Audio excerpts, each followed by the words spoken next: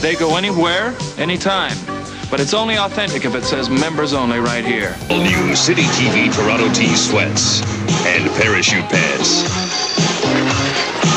Get yours at The 1980s were a vibrant decade filled with unforgettable trends and fads. But what happened to those fads that once ruled our lives? From the outrageous big hair to the nostalgia of video game arcades, here are 15 forgotten fads from the 1980s that remind us of a more colorful time. Big hair was a major trend in the 1980s, representing the decade's love for bold and flashy styles.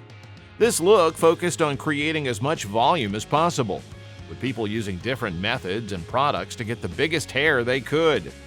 Celebrities like Madonna, Cyndi Lauper, and glam metal bands played a huge role in popularizing this style. To achieve the perfect big hair, people relied on hairspray, mousse, and gel, with Aquanet becoming famous for its strong hold. Curling irons and crimpers were also used to add texture and waves. Big hair was more than a fashion trend. It symbolized confidence and a sense of individuality during that time. Big hair captured the essence of the 1980s. But what about the school supplies that defined student life? Let's explore Trapper Keepers, and don't forget to like and subscribe for more fascinating insights. Trapper Keeper binders were a popular school supply in the 1980s, loved for their bright designs and useful features. Introduced by Mead in 1978, they quickly became essential for organizing schoolwork. The Trapper Keeper had a Velcro or snap closure, ensuring paper stayed secure and didn't fall out. Inside, folders with vertical pockets made it easy to store and access loose sheets. What made Trapper Keepers unique were their colorful covers featuring neon geometric patterns, pictures of kittens and sports cars, which allowed students to show off their personalities. These binders also came with a metal ring binder and a clipboard, adding to their practicality and making schoolwork more enjoyable for students. Trapper Keepers showcased creativity in school supplies. But how did the bold fashion of shoulder pads redefine confidence in the 1980s? Let's explore. Shoulder pads were a major fashion trend in the 1980s, representing strength and confidence. First appearing in the 1930s, they were introduced by designers like Elsa Schiaparelli and Marcel Rojas. Initially meant to broaden the shoulder line, they became essential in women's business wear in the 1980s, reflecting the power dressing trend as more women entered the workforce. Pads were sewn into blouses, jackets, and dresses, creating a bold, structured shape. TV shows like Dynasty and Dallas helped popularize the exaggerated look of wider shoulders. Despite their popularity, shoulder pads lost appeal in the 1990s as fashion moved towards more natural shapes, signaling the end of their dominance in mainstream fashion.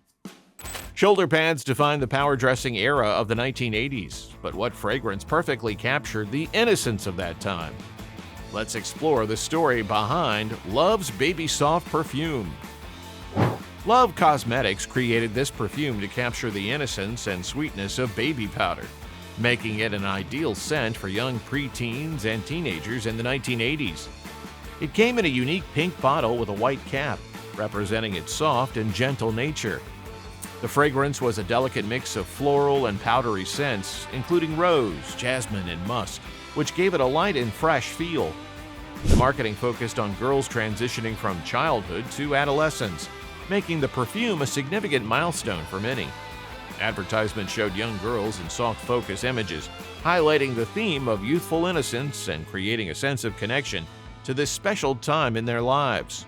Love's Baby Soft perfume perfectly encapsulated youthful innocence. But how did this spirit evolve into vibrant, trendy accessories? Let's explore Swatch Watches next. Swatch Watches, launched in 1983, transformed the watch industry with their affordable, colorful, and trendy designs. Created by the Swiss company ETA, Swatch sought to regain market share lost to Japanese digital watches. The name Swatch is a contraction of second watch, reflecting their role as casual, fun accessories. Made from plastic, they were lightweight and inexpensive, featuring bold artistic designs by famous artists, making each watch a unique fashion statement. Swatch watches quickly became a cultural sensation, with people collecting them and wearing multiple watches on one wrist. Clever marketing and their appeal to younger, fashion-focused individuals helped boost their popularity. Swatch watches captured hearts with their vibrant designs. But what other fashion trends defined the bold styles of the 80s? Let's explore members-only jackets next. Members-only jackets became a fashion icon in the 1980s, recognized for their sleek design and unique details. Introduced by Herb Goldsmith in 1980, these jackets featured narrow shoulder straps, knitted trims, and a signature collar strap. Initially promoted as a symbol of exclusivity and style, they quickly became popular among young men looking for trendy and affordable outerwear. Available in various colors and materials, the jackets were suitable for many occasions. Celebrity endorsements and public service announcements helped cement the brand's cultural presence with the tagline, "When you put it on, something happens." Although they lost popularity in the 1990s, members-only jackets have occasionally made comebacks, retaining their nostalgic appeal. Members-only jackets define 1980s style, but where did teenagers show off their trendy looks? Let's explore the mall culture next. In the 1980s, hanging out at the mall was a huge part of a teenager's life. Malls became popular places where teens would meet to shop, eat, and socialize. Although indoor shopping malls began in the 1950s, they truly became cultural landmarks during the 1980s. With large layouts, food courts, and many stores, malls provided a safe, climate-controlled space for teens to spend their free time. The rise of consumerism and disposable income among teenagers helped boost mall culture. Stores like The Gap, Spencer's, and Hot Topic became common hangout spots, while food courts and entertainment options like arcades and movie theaters added to the mall's appeal as a fun destination. Malls shaped teen culture in the 80s, but what fashion trend made its mark during this vibrant decade? Let's explore spandex. Spandex, also known as lycra or elastane, changed the fashion world in the 1980s. Created by chemist Joseph Shivers at DuPont in 1958, it was first used in women's undergarments. Its incredible elasticity and durability quickly made it popular across different industries, especially in fashion. Spandex could stretch more than 500% and return to its original shape, making it perfect for clothes that hug the body. In the 1980s, spandex became a symbol of the fitness trend, seen in aerobics and dancewear worn by stars like Jane Fonda and Olivia Newton-John. It also became part of everyday fashion, with leggings, bodysuits, and disco pants becoming popular choices. Spandex defined 1980s fashion, but who were the lifestyle influencers embracing these bold styles? Let's explore the world of Yuppies. Yuppies, short for young urban professionals, became a cultural phenomenon in the 1980s. They were ambitious, college-educated individuals who worked high-paying jobs in cities. The term yuppie first appeared in a 1980 issue of Chicago Magazine and was associated with the baby boomer generation, born between 1946 and 1964. Yuppies were known for their materialistic and career-focused lifestyles, valuing luxury goods, expensive clothing brands, and trendy city living. The media portrayed them as self-serving and focused on financial success and social status. They preferred high-end cars, designer suits, and upscale dining. Yuppies emerged during the economic boom of the Reagan era, representing the shift toward a more conservative and opportunistic society. Yuppies thrived in the vibrant culture of the 1980s, but how did their rise influence the popularity of video game arcades? Let's explore. Video game arcades were very popular in the 1980s. These places had rows of arcade machines, each with a different game. The first arcade game, Computer Space, came out in 1971, but it was the 1978 release of Space Invaders that really started the arcade craze. By the early 1980s, games like Pac-Man and Donkey Kong were known by everyone, attracting large crowds.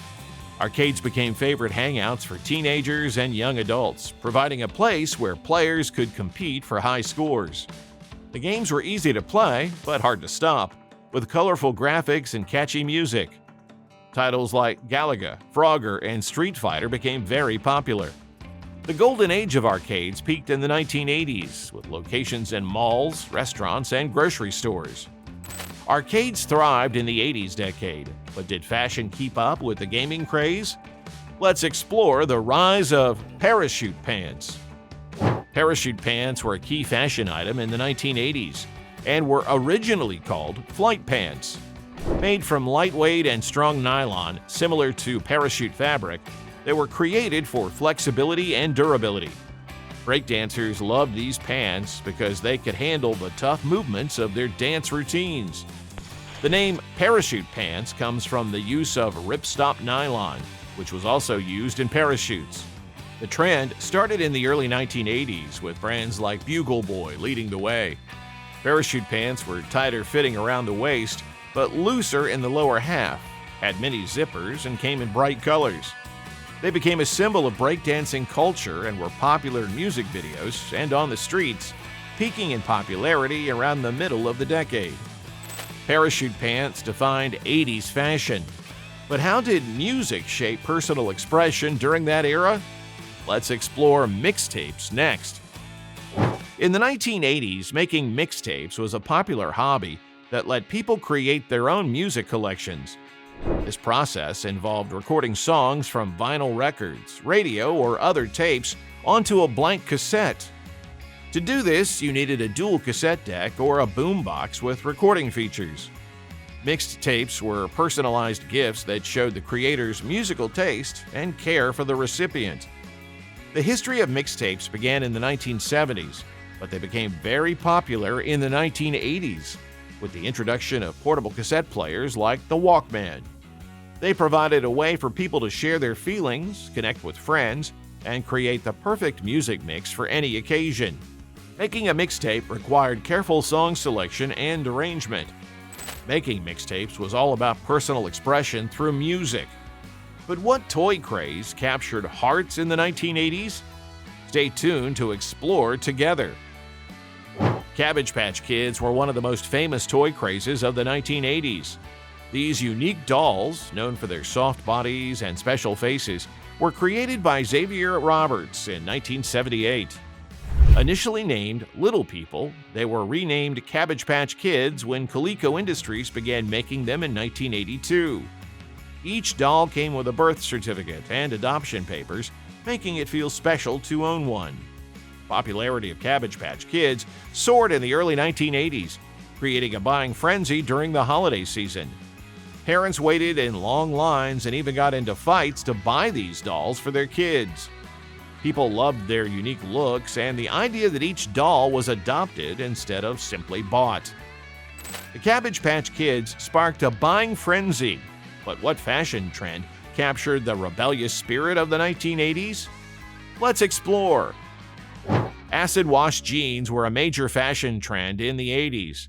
This style began in the early 1980s and quickly became popular around the world. The process used to create them involved partially bleaching denim with chlorine and pumice stones to give it a unique, mottled look. The clothing company Guess first brought acid wash jeans to the mainstream market. Their popularity came from their distinct appearance and connection to punk rock and heavy metal music. They were paired with oversized blazers, graphic t-shirts, and leather jackets, capturing the rebellious spirit of the decade. While acid wash jeans lost their popularity in the 1990s, they remain a nostalgic symbol of 1980s fashion and occasionally return to modern trends. Acid wash jeans embodied the rebellious spirit of the 1980s. But what bold colors emerged next in Miami Vice fashion? Let's find out together. Pastels became a big fashion trend in the 1980s, mainly because of the TV show Miami Vice. The show started in 1984 and featured detectives Sonny Crockett and Ricardo Tubbs, who wore pastel-colored suits and casual clothes. This bold fashion choice stood out against the darker colors that men typically wore at the time. The pastel trend included light, airy colors like baby blue, pink, and mint green. These colors were seen in suits, t-shirts, and even shoes, creating a relaxed yet stylish look. The show's impact spread around the world as men embraced this vibrant style, making pastels a key part of 1980s fashion. Miami Vice changed men's fashion, showing that bright colors could be masculine and stylish. The 1980s were filled with unique fads that shaped pop culture in unforgettable ways. Which 1980s fad do you miss the most? Let us know in the comments. If you enjoyed this trip down memory lane, please share, like, and subscribe for more nostalgic content.